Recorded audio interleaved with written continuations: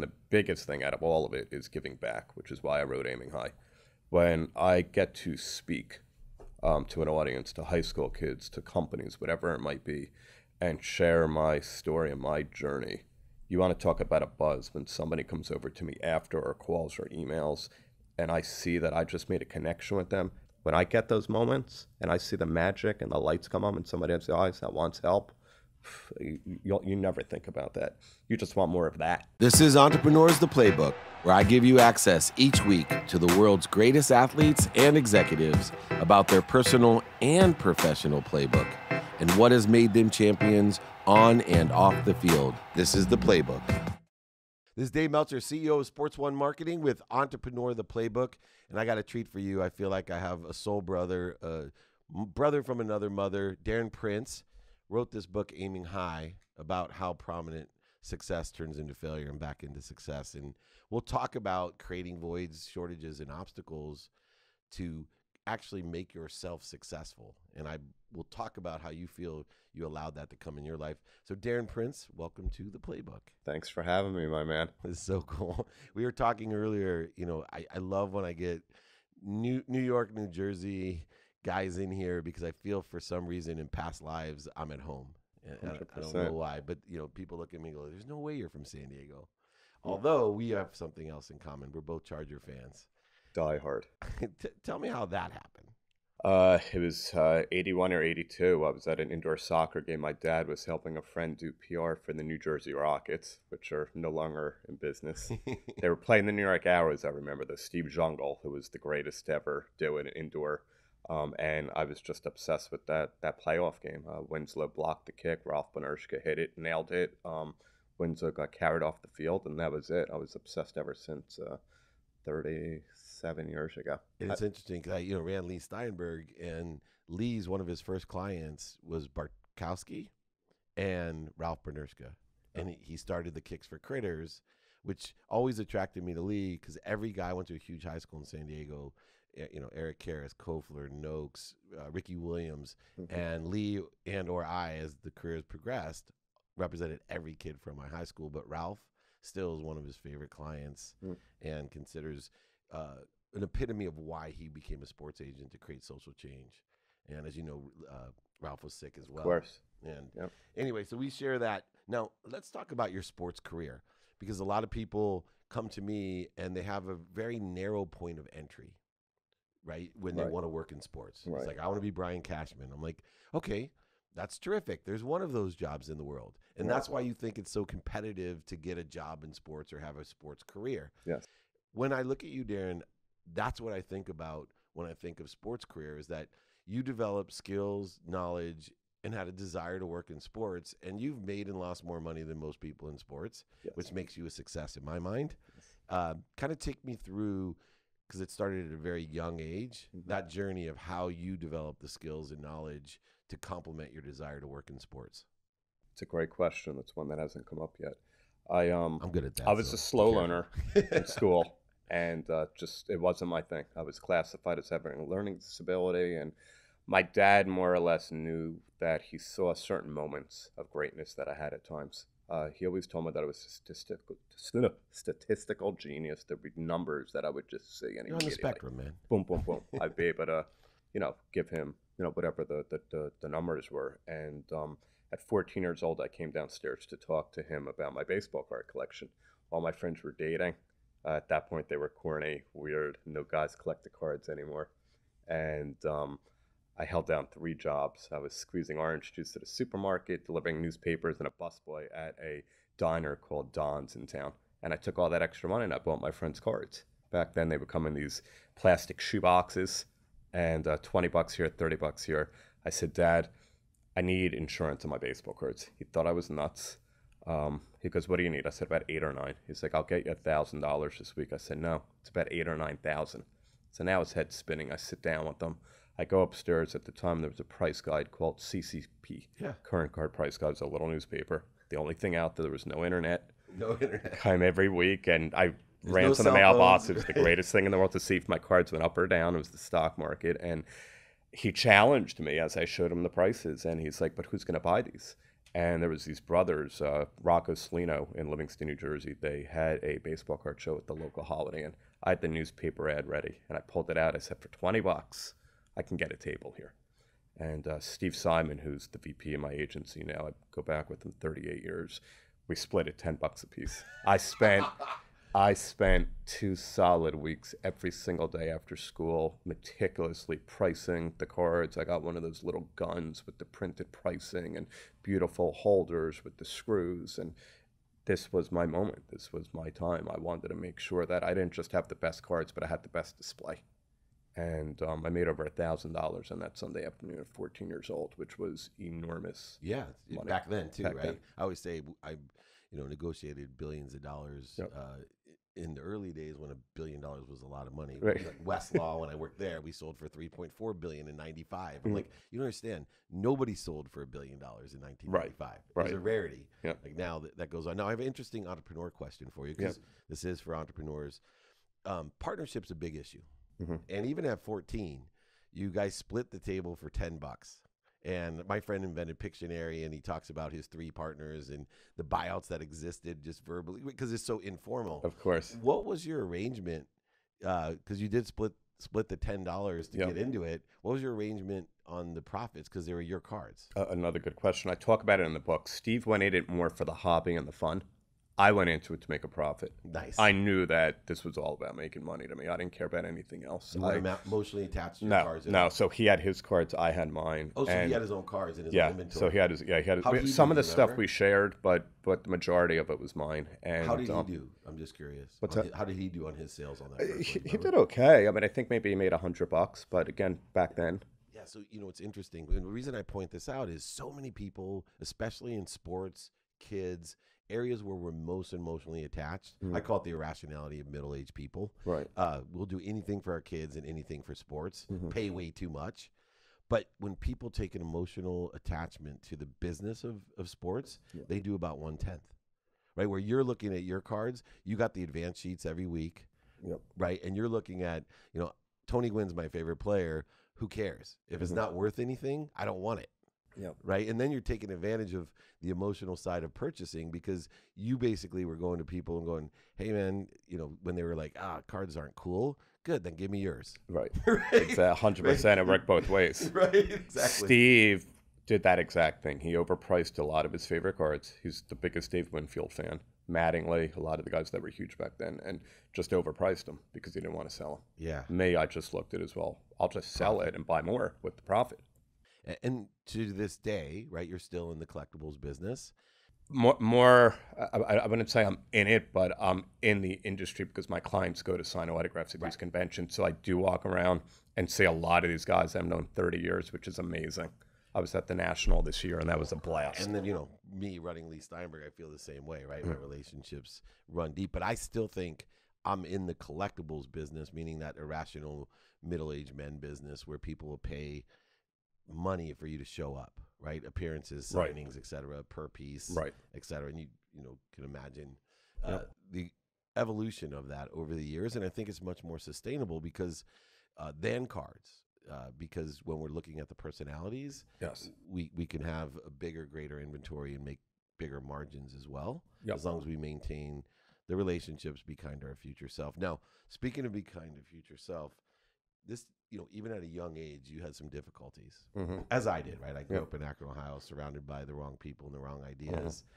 You actually started experimenting with things at a really young age that became a hurdle to you. You mind sharing some of that experience? Because there's a lot of young entrepreneurs that take their personality traits.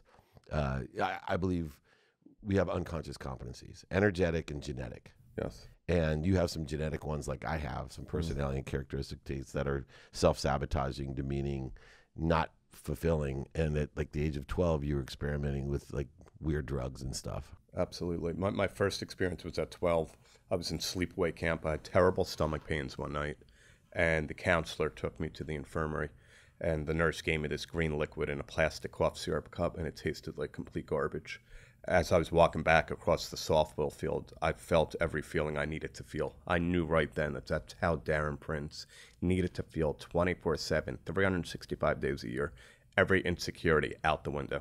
every inferiority complex, the feeling of less than, the feeling of never being a part of.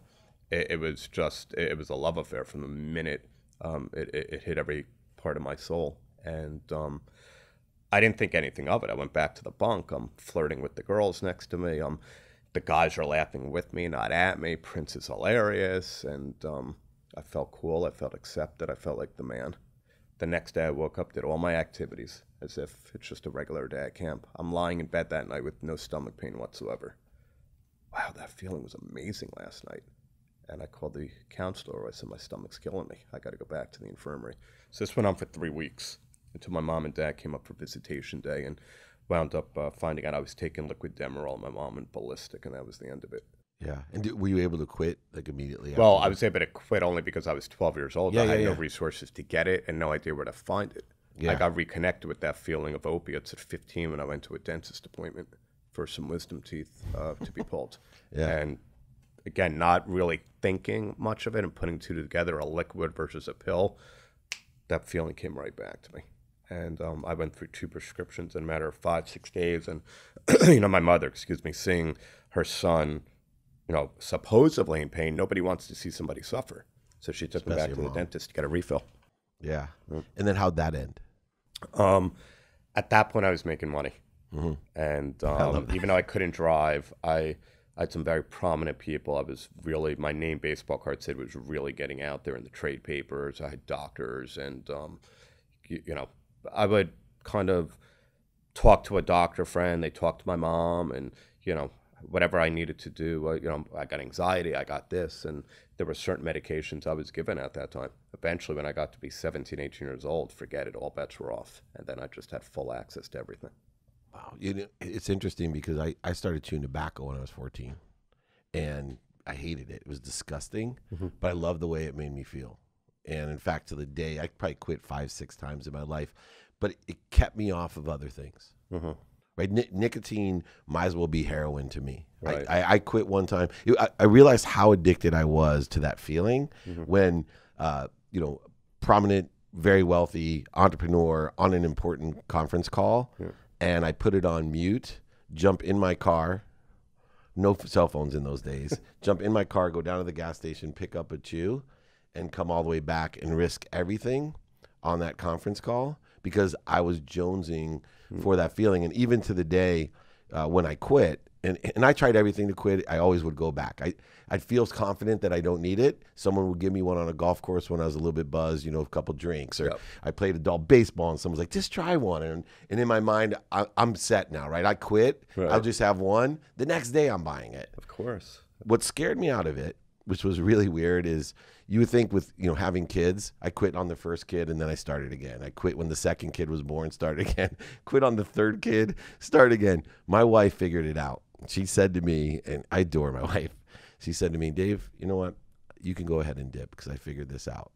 Someday, just realize this, keep chewing tobacco, I'm going to speak for you. If that's what you want, you're something, she's you're not going to be able to speak for yourself. If you want me speaking and telling everyone what Dave Meltzer thinks, then go ahead, keep on dipping. But I'm letting you know, I'm not worried about you dying. I'm not worried about cancer. I just see the premonition. If you keep chewing tobacco, someday I'll speak for you. And that scared me straight. To think that my wife. Tony Gwynn, right? Yeah, and who's my hero. Yep. So, how did you replace that? Right. I believe you can deactivate and activate your genetics, and this is genetic for both of us, and probably for the same reasons that I feel like we're kind of soul brothers in the same journey. Yeah. How did you replace it? Well, once I got sober and I started realizing that it was about people, places, and things, as you hear all the time in recovery, and even not in recovery. We all want to surround ourselves in the right environments, around the right people, and do the right things to live the most fullest life that we can. And I put one foot in front of the other and started realizing I can do this. And these people all gave me different guidance, my spiritual brothers and sisters. And to me, I realized that working out is key, obviously, the proper diet, getting as much rest as possible, removing myself from all the bull crap and drama, because when you don't have a substance to put into your system and you're dealing with those type of environments, it's brutal because I can't pick up a drink. I can't chew on a couple Percocets or Vicodins or snort them or do what I was used to doing. So it's just all these different lifestyle changes, and the biggest thing out of all of it is giving back, which is why I wrote Aiming High. When I get to speak to an audience, to high school kids, to companies, whatever it might be, and share my story and my journey, you want to talk about a buzz when somebody comes over to me after, or calls or emails, and I see that I just made a connection with them, having nothing to do with Darren Prince, the agent. It's not about the Magic Johnsons of the world, or the Muhammad Ali's, or Joe Frazier, or Hulk Hogan's, or Dennis Rodman. That's bullcrap. That's what I do. Who I am. When I get those moments and I see the magic and the lights come on and somebody has the eyes that wants help, you never think about that. You just want more of that. So now I'm replacing it with something way more positive, because you're not just changing that person that's suffering. You're helping every single friend, family member, loved one, colleague in that person's life by some words that God chose to put into my mouth that day. Absolutely. Once again, our journeys are very similar, because I made what I called the shift of paradigm of value. Right? Instead of consistently trying to take value, manipulate value, which is part of the addiction, part of that genetic and energetic traits that we have and characteristics, when you shift that paradigm like you have and really can experience fulfillment, passion, purpose through giving back to others. But the interesting nuance that I think make us most similar, even in Aiming High, is the profitability side. There's two different vibrations that exist. One is this higher level vibration, the truth, the purpose, the passion that we both share to be of service. And because we're so tied to sports, it's easy to use that as a bug light to attract those kids that we can change the lives of. But we live here, right? You're engaged to your gorgeous fiance, and you have all these needs. Hi, Priscilla. Hi, Priscilla. But honestly, I live in a pragmatic world.